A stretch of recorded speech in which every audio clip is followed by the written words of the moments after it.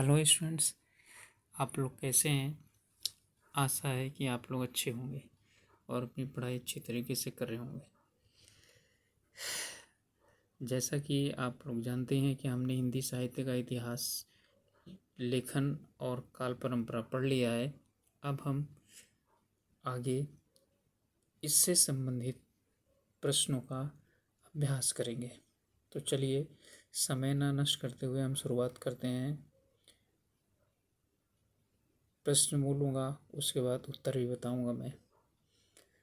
इसमें है, हिंदी साहित्य के इतिहास लेखन की कालानुक्रम पद्धति का प्रयोग किस विद्वान के द्वारा किया गया। यानी सबसे पहले किसने कालानुक्रम पद्धति का प्रयोग किया, तो कौन थे इसमें। ये हैं, इसका उत्तर होगा पहला का मिश्र बंधु। इन्होंने सबसे पहले शुरुआत किया था। इसके बाद आता है, हिंदी साहित्य के इतिहास लेखन की परंपरा का सूत्रपात किसके द्वारा किया गया। जैसा कि आप लोग जानते हैं, आंसर होगा ए, गारसा दत्तासी। हिंदी साहित्य के इतिहास की नींव का पत्थर किस ग्रंथ को माना जाता है।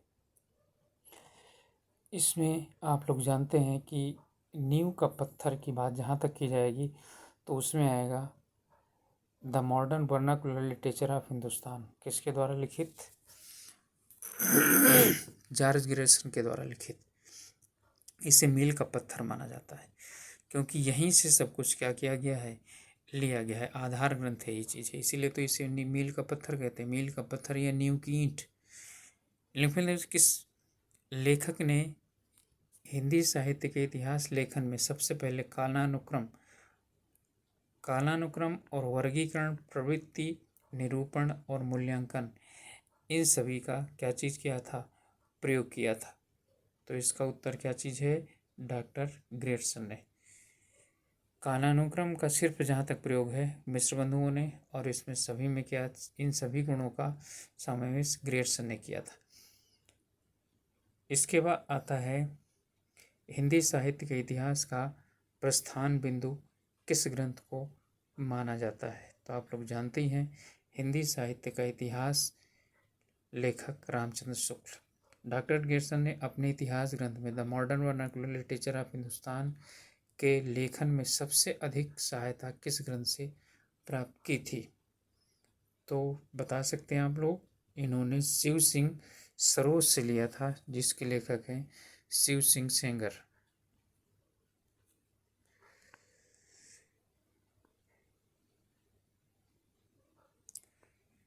चलिए, अब इसके बाद क्वेश्चन नंबर 7 है। इसमें आता है, the modern vernacular literature of Hindustan Hindi के अध्ययनकर्ताओं की दृष्टि का केंद्र बिंदु नहीं बन सका, क्यों। इसका कारण क्या चीज़ है, क्योंकि यह अंग्रेजी में लिखा गया, हिंदी में नहीं लिखा गया। हिंदी में लिखा जाता तो यह अध्ययन का केंद्र बिंदु बना जाता। आचार्य रामचंद्र शुक्ल का हिंदी साहित्य का इतिहास नामक ग्रंथ सर्वप्रथम किस रूप में प्रकाशित किया गया था। हिंदी शब्द सागर की भूमिका में प्रकाशित किया गया था। याद है ना आप लोगों को। ठीक है, तो किसमें, हिंदी शब्द सागर।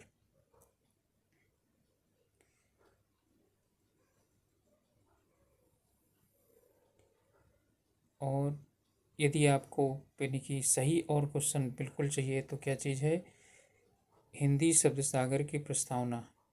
प्रश्न पहले पूरी तरह से पढ़ लीजिए। हिंदी साहित्य का इतिहास नामक ग्रंथ सर्वप्रथम किस रूप में प्रकाशित हुआ था। ठीक है, तो ये हिंदी शब्द सागर की प्रस्तावना यानी भूमिका के रूप में के साथ प्रकाशित किया गया था। इसके बाद 9वां सब प्रश्न है। इसमें कह रहा है, हिंदी साहित्य के इतिहास लेखन में आचार्य रामचंद्र शुक्ल का प्रथम क्रांतिकारी कदम किसे माना गया है। इन्होंने अपभ्रंश साहित्य को हिंदी से अलग मानकर इसे पूर्व पीठिका के रूप में प्रस्तुत किया है। जनता की चित्रवृत्ति को काल विभाजन का आधार बनाने वाले आचार्य कौन हैं। ये हैं रामचंद्र शुक्ल, और इसी के आधार पर इन्होंने अपने हिंदी साहित्य का इतिहास लेखन किया है। आचार्य रामचंद्र शुक्ल ने आदिकाल के तृतीय प्रकरण में किसका विवेचन किया है। इन्होंने तृतीय प्रकरण में विवेचन किया है वीरगाथा काल का। हिंदी साहित्य में से किसे आचार्य रामचंद्र शुक्ल ने सांप्रदायिक कहकर के साहित्य के क्षेत्र से बाहर कर दिया? किसे? सिद्ध और नार्थ साहित्य को। ठीक है, इसे मैंने सीधा सीधा आपको लिखवाया भी है। नेक्स्ट क्वेश्चन है, हिंदी साहित्य इतिहास का वह प्रमुख ग्रंथ जो अभी तक अधूरा है। तो कौन सा ऐसा ग्रंथ है जो अभी तक अधूरा है? इसमें हिंदी साहित्य का आधा इतिहास सुमन राजे द्वारा लिखित, ये अधूरा है। और एक ग्रंथ और भी अधूरा है, आप लोगों को यदि याद हो तो, डॉक्टर राम कुमार वर्मा का हिंदी साहित्य का आलोचनात्मक इतिहास का भाग 1 भाग 2 जो है वो अधूरा है। चलिए, इसके बाद है आचार्य रामचंद्र शुक्ल के इतिहास की रिक्तियों को भरते हुए उसमें सुधार कर नए तथ्य उजागर करने वाले विद्वान कौन थे?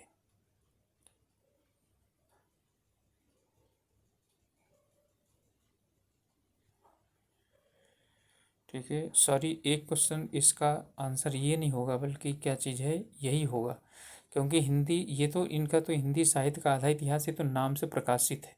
ठीक है, हिंदी साहित्य का आलोचनात्मक इतिहास ये 2 भाग में प्रकाशित हुआ।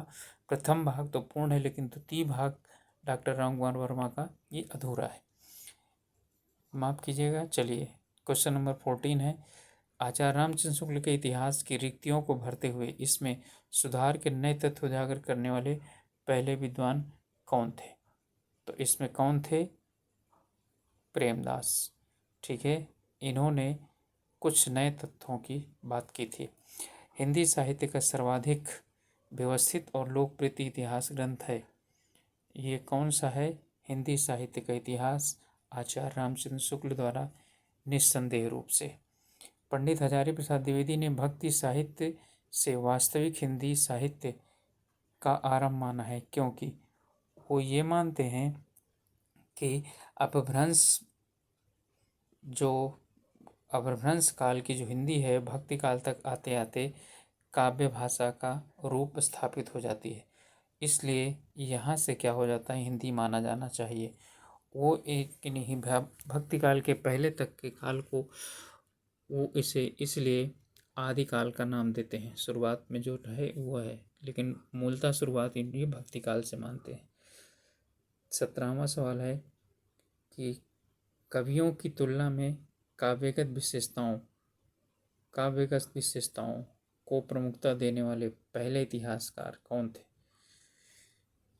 ठीक है, इसमें कौन थे, किसमें लिखा गया है, यानी कि कवियों की तुलना नहीं, बल्कि काव्य की विशेषताओं का कौन सा ग्रंथ है? हिंदी साहित्य का इतिहास। इस बाद है,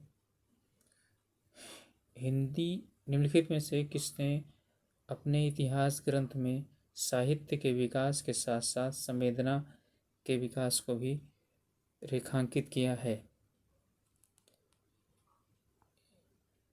इसका उत्तर है डॉक्टर राम स्वरूप चतुर्वेदी ने। इन्होंने इतिहास के साथ साथ संवेदनात्मक विकास की बात भी की है। किस साहित्य इतिहासकार ग्रंथ को आधुनिक साहित्य संपत्ति का बीजक कहा गया है? बीजक का मतलब यानी कि मूल ग्रंथ कहा गया है, तो कौन है? हिंदी पुस्तक साहित्य। कौन सी? हिंदी पुस्तक साहित्य, जिसे माता प्रसाद गुप्ता ने लिखा है, ये हिंदी इतिहास का ग्रंथ का बीजक माना जाता है।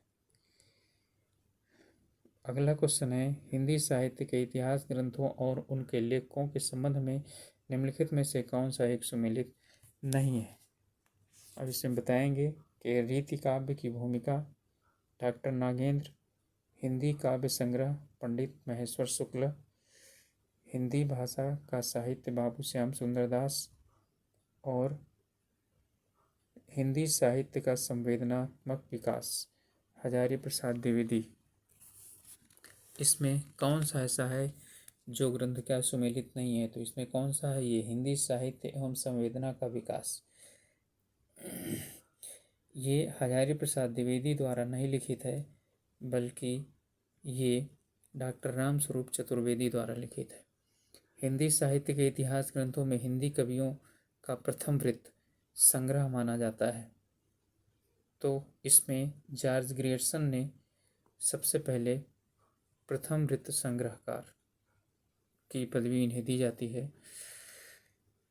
हिंदी साहित्य के इतिहास के काल विभाजन में का सर्वप्रमुख आधार है, इसका सर्वप्रमुख आधार है चित्र प्रवृत्ति और प्रेरणा के स्रोत। बाकी ये नहीं, कवियों की संख्या नहीं, काव्यगत जीवन भी नहीं और ग्रंथों की संख्या भी नहीं। हिंदी साहित्य के इतिहास ग्रंथ की परंपरा में काल विभाजन का सर्वप्रथम प्रयास किसने किया था? 23 का जो आंसर है वो किसने किया था? जॉर्ज ग्रियर्सन ने किया था।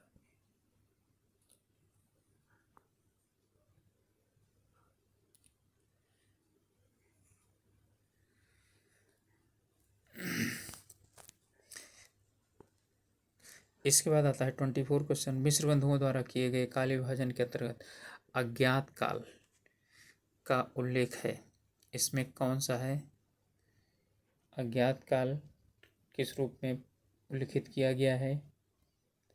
इसका उत्तर है उन, आंसर सी होगा, उन कवियों का वर्णन जिनका निश्चित समय ज्ञात नहीं है, उन्हें अज्ञात काल के रूप में वर्णित किया गया है। आचार्य रामचंद्र शुक्ल द्वारा दिए गए वीरगाथा काल नाम के विरुद्ध सर्वप्रमुख आपत्ति है। सबसे पहले इसके यानी कि क्या आपत्ति है कि इसका वीरगाथा काल नाम नहीं होना चाहिए? इसकी आपत्ति है कि इसमें कुछ अप्राप्य और कुछ परवर्ती काल की रचनाएं हैं। श्रृंगार रस भी नहीं है, इसे तो माना ही नहीं जाएगा। जिन ग्रंथों के आधार पर यह नामकरण किया गया है उनमें धार्मिकता का प्राधान्य बिल्कुल नहीं है, उनमें वीरता का प्राधान्य है, उनमें हठयोग की प्रधानता ये नहीं, तो क्या चीज़ हो गया? उनमें कुछ अप्राप्य और कुछ परवर्ती रचनाएं भी हैं। डॉक्टर गणपति गुप्त ने प्रारंभिक एवं मध्यकाल के अंतर्गत किस प्रकार के काव्यों की रचना को स्वीकार किया है? इसमें इन्होंने धर्माश्रित, ध्यान दीजिएगा, प्रारंभिक एवं मध्यकाल, धर्माश्रित काव्य ग्रंथ भी इन्होंने लिया है, लोकाश्रित काव्य भी लिया है, राज्याश्रित काव्य लिया है, अर्थात इन्होंने सभी का इसमें सभी प्रकार के ग्रंथों को सम्मिलित किया है। इसके बाद आता है आदिकाल के नामकरण के संबंध में निम्नलिखित में कौन सा सम्मिलित नहीं है? ये मैं आप लोगों को पढ़ा चुका हूँ। आदिकाल यानी आरंभिक काल मिस्र बंधुओं ने कहा है, ठीक है। सिद्ध और सामंत काल राहुल संक्रांतियान ने भी कहा है।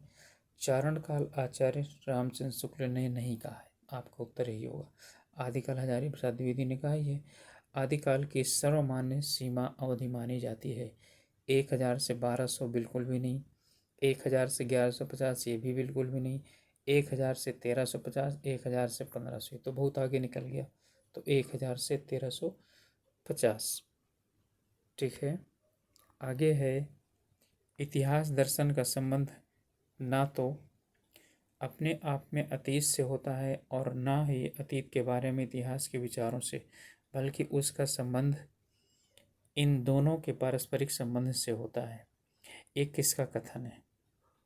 ये कथन है कॉलिंगवुड का, ठीक है। ये मानते हैं कि इतिहास दर्शन का संबंध अतीत काल से भी होता है और इतिहासकार के विचारों से भी होता है। अगला है साहित्य का इतिहास जनता की चित्रप्रीति का इतिहास है, ठीक है। यह किसका कथन है? आप बता सकते हैं आप किसका कथन है? बिल्कुल आचार्य रामचंद्र शुक्ल का है। ये चिल्ला चिल्ला कर बोलते हैं कि चित्र प्रवृत्ति। चलिए इन्हें आपको सम्मिलित करना है। वीरगाथा काल, आदिकाल, आरंभिक काल और सिद्ध सामंत काल। वीरगाथा काल किसने कहा है? आचार्य रामचंद्र शुक्ल ने कहा है, ठीक है। आदिकाल किसने कहा है? हजारी प्रसाद द्विवेदी ने कहा है। आरंभिक काल किसने कहा है? मिस्र बंधुओं ने कहा है। सिद्ध सामंत काल राहुल संक्रांतियान ने कहा है। तो इसका आपका उत्तर होगा 1 2 3 4 ये होगा। इसके बाद आपको सम्मिलित करना है हिंदी साहित्य का दूसरा इतिहास किसने लिखा है? ना तो राम कुमार वर्मा है, ना गणपत चंद्र गुप्त है। अब आपको ना तो लक्ष्मी सागर वार्ष्णेय, बच्चन और दो बचे। हिंदी साहित्य का वैज्ञानिक इतिहास, ठीक है। हिंदी साहित्य का वैज्ञानिक इतिहास, हिंदी साहित्य का आलोचनात्मक इतिहास आप लोग जानती हैं। रामचंद्र शुक्ल का है तो सी का कितना हो गया, सी का आपका हो गया ए, तो सी का एक में सिर्फ क्या है, एम ए है, तो आपका आंसर इतना इजी रूप से मिल गया।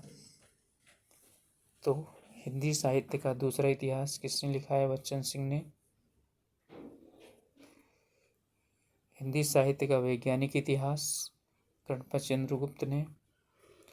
और हिंदी साहित्य का आलोचनात्मक इतिहास आचार्य रामचंद्र शुक्ल ने। हिंदी साहित्य और संवेदना का विकास, ये रामस्वरूप चतुर्वेदी, ये हैं रामस्वरूप चतुर्वेदी के द्वारा लिखा गया।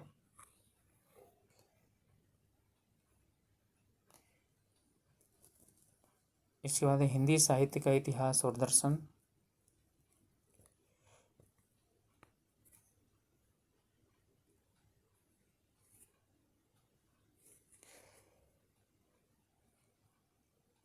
हिंदी काव्य संग्रह, हिंदी भाषा एवं साहित्य, हिंदी साहित्य का विवेचनात्मक इतिहास। हिंदी साहित्य का इतिहास दर्शन, इसमें सूर्यकांत शास्त्री, श्याम सुंदर दास, पंडित महेश्वर शुक्ला, नलिन विलोचन शर्मा, हजारी प्रसाद द्विवेदी। हजारी प्रसाद द्विवेदी का इसमें तो कोई है नहीं, न तो काव्य संग्रह, न भाषा साहित्य और न ही विवेचन। अब इसके बाद आता है बाबू श्याम सुंदर दास, इन्होंने लिखा है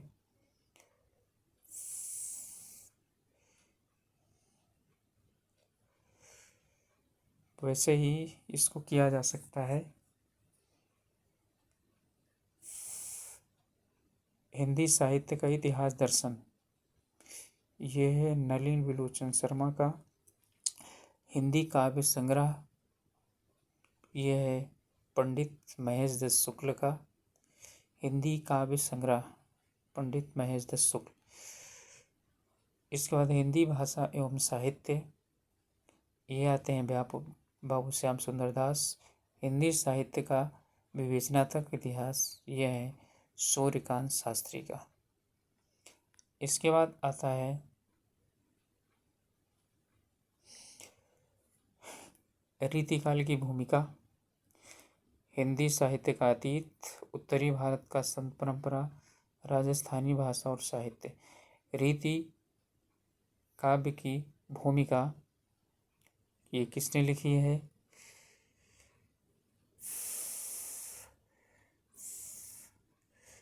डॉक्टर नागेंद्र ने। ये जो हिंदी साहित्य का बृहत्तर इतिहास है, उसमें भी डॉक्टर नागेंद्र की काफ़ी ज़्यादा भूमिका रही है। दूसरा है हिंदी साहित्य का अतीत, ये लिखा है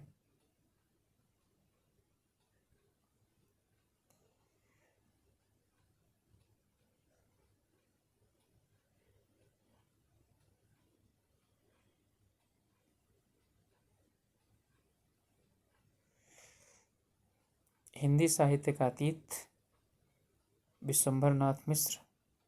इस बात है उत्तरी भारत का संत परंपरा परशुराम चतुर्वेदी। और राजस्थानी भाषा और साहित्य, ये तो डॉक्टर मोतीलाल मनेरिया, इन्होंने लिखा है। आचार्य रामचंद्र शुक्ल का इसमें कोई है ही नहीं, तो इसका उत्तर हो जाएगा सी, 4-3-2-1। हिंदी साहित्य इतिहास लेखन कार्य के संबद्ध लेखों का सही कालानुक्रम है। Mishra Bandhu, George Garrison, Shiv Singh Sengar, Garcin de Tassy, जानती हैं पहले नंबर पर आएंगे।